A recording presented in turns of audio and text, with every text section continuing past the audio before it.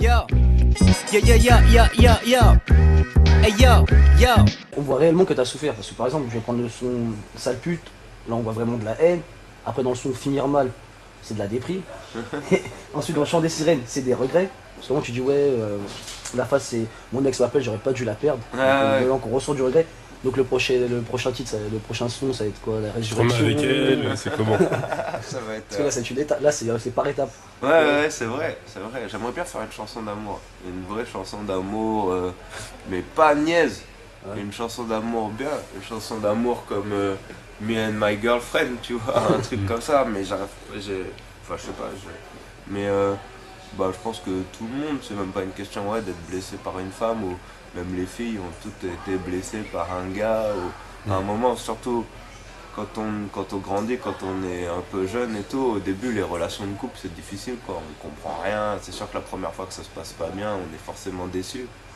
Après, je fais de la musique donc j'ai envie de mettre des émotions, c'est les trucs, les trucs de couple, tu vois, c'est toujours, il y a forcément un moment où ça va mal se passer, ou Parce qu'on a l'impression vraiment t'as eu une relation difficile. C'est du vécu, c'est du vécu ou c'est de l'imagé? Ouais, comme tout le monde, j'ai déjà eu des déceptions amoureuses, évidemment. Après, c'est des chansons. L'autre jour, je discutais avec un type qui écrit des chansons de variété.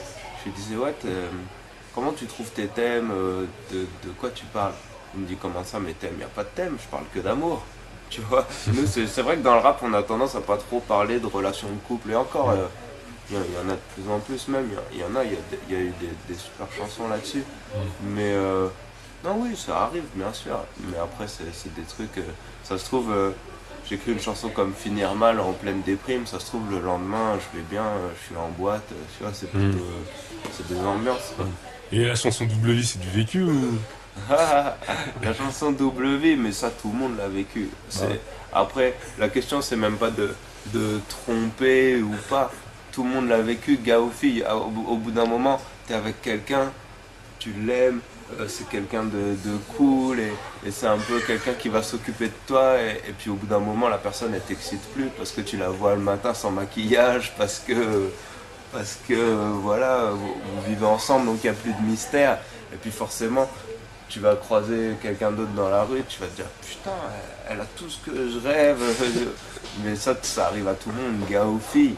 Après, faut savoir, est-ce que tu as envie de goûter à tous les plats ou est-ce que tu as envie de garder un peu de place pour le plat principal? Et toi, c'est quoi la réponse à cette question-là? Oui, bien sûr, c'est des choses que j'ai déjà fait, mais maintenant je suis plus trop là-dedans, j'essaye d'être carré maintenant. De te ranger, c'est ça? Ouais, j'essaye. Je suis de retour avec ma sous-culture, ouais, sauf que Bon, c'est n'importe quoi. Des menaces de mort, des trucs. Surtout, ce qui me fait marrer, c'est que Zemmour, c'est toujours le premier à surenchérir sur les plateaux télé, à en faire trop, et c'est toujours le plus indigné. Lui, il se permet de dire des trucs. J'ai pas envie de citer des phrases qu'il a dit parce que je les connais pas bien, mais il se permet de faire le type réac. Oui, mais c'est normal que. Merde, j'ai pas d'exemple. Je sais très bien le genre de conneries qu'il a dit, mais j'ai peur de mal le citer. Et donc du coup c'est n'importe quoi. Menaces de mort, c'est pas du tout des menaces de mort. Le type il va sur un plateau télé, il va dire des choses, il sait très bien que ça influence la plupart des Français qui sont super influençables. Et après il se plaint qu'on lui réponde. Tu prends la liberté d'expression. Ah oui bien sûr, quand Youssoupha il dit ça, c'est juste une façon de dire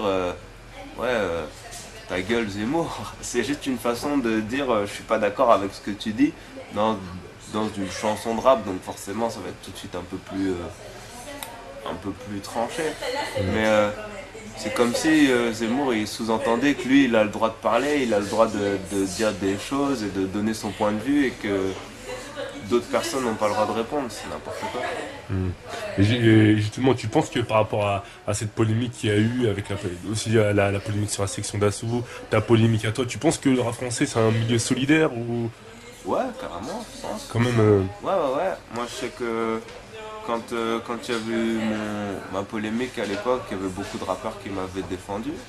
Sefiu m'avait défendu, Soprano m'avait défendu. Qui d'autre? Oxmo. Oxmo, oui, bien sûr. Non, mais il y en avait plein, presque tout le monde.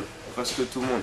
Et moi, quand il y avait la polémique de section d'assaut, j'essayais d'expliquer aux gens que les types s'étaient excusés, qu'ils avaient fait ils avaient rencontré plein d'associations et que même si on n'était pas d'accord avec leurs propos, on peut toujours en discuter, que ça ne servait à rien d'annuler, de boycotter, de censurer.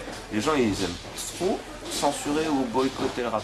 Quand c'est Florent Pagny qui va sur un plateau télé dire des conneries, tout le monde dit ouais, c'est pas bien ce qu'il a dit. Est-ce que quelqu'un a déjà parlé d'annuler un de ses concerts ou de retirer un de ses CD des bacs?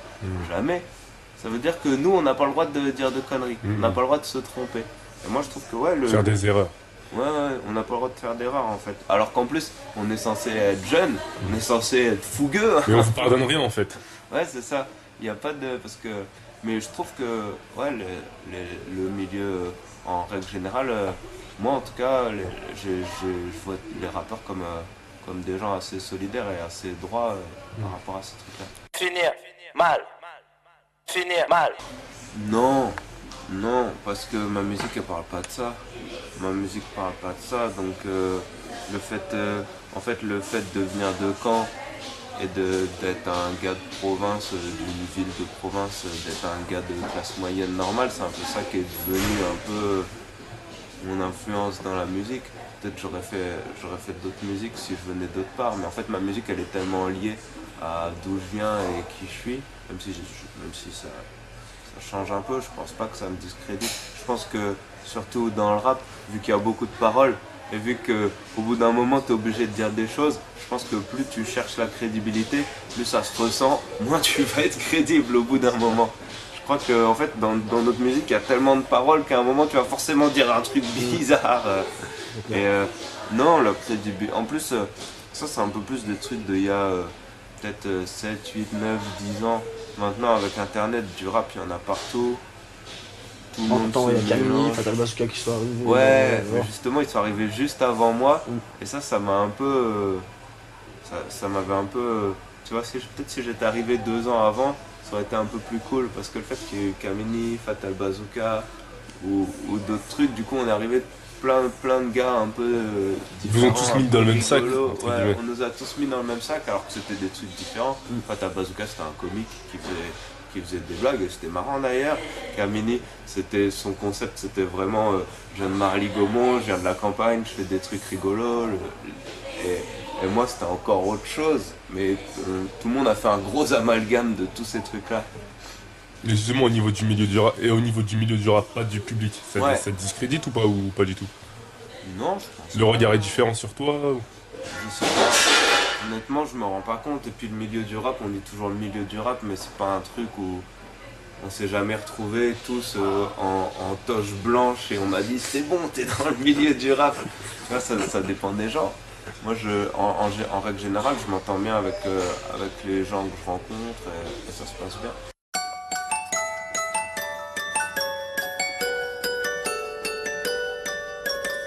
Non, bien sûr, j'aurais pas fait les journaux de 20h, j'aurais pas fait tout ça, mais d'un autre côté, la façon dont je faisais les journaux de 20h, ça parlait pas vraiment de ma musique.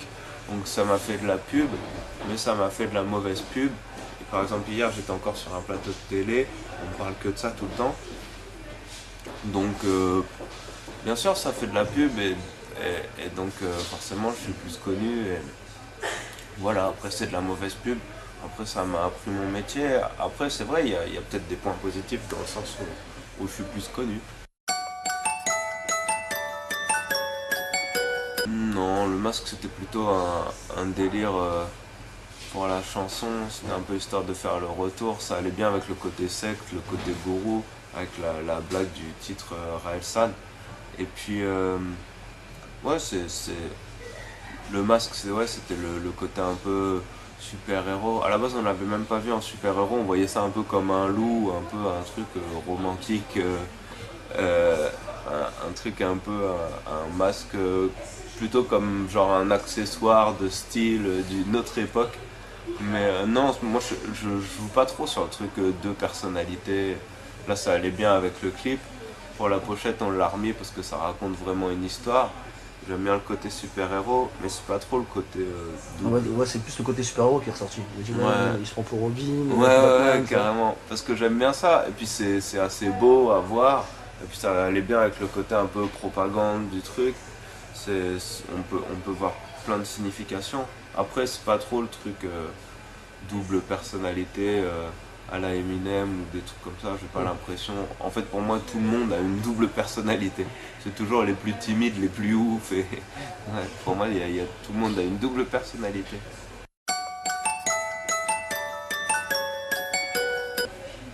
Le dernier album que j'ai écouté, qu'est-ce que j'ai écouté? Ça doit être Lil Wayne, je crois. Elle a pensé quoi? Carter 4. Ouais, Carter 4. J'ai un peu de mal à rentrer dedans. J'aime bien, évidemment, je trouve que c'est un bon album parce que j'aime bien Lil Wayne. She Will, je la trouve mortelle. En fait, il y a 3-4 chansons que je kiffe vraiment, et après d'autres, j'ai encore un peu de mal. C'est un peu en dessous. Ouais, bah c'est vrai que le Carter 3, il était hallucinant, les mixtapes, elles étaient super violentes aussi. Et du coup, non, de toute façon, c'est jamais nul, Lil Wayne, mais ouais, je sais pas, faut que je le réécoute encore bien. J'ai pas pété un plomb dessus comme j'avais craqué sur le 2 et le 3. Et t'as un dernier mot à ajouter? Merci d'aller sur Rap Elite. Et le chant des sirènes est dans les bacs. Je serai en concert le 14 décembre au Bataclan et ça va être cool. Venez. Je suis pas là pour me faire des amis, je préfère extorquer des gamines suicidaires featuring Genali. J'ai à peu près la même réputation que Chef Mamie. Tant pis, comme disait Quinry, sur la vie. Je viens de quand, ça s'entend, j'ai l'accent bas normand. Je parle lentement, j'ai un coup de barre depuis mes 14 ans. Ton album ça sort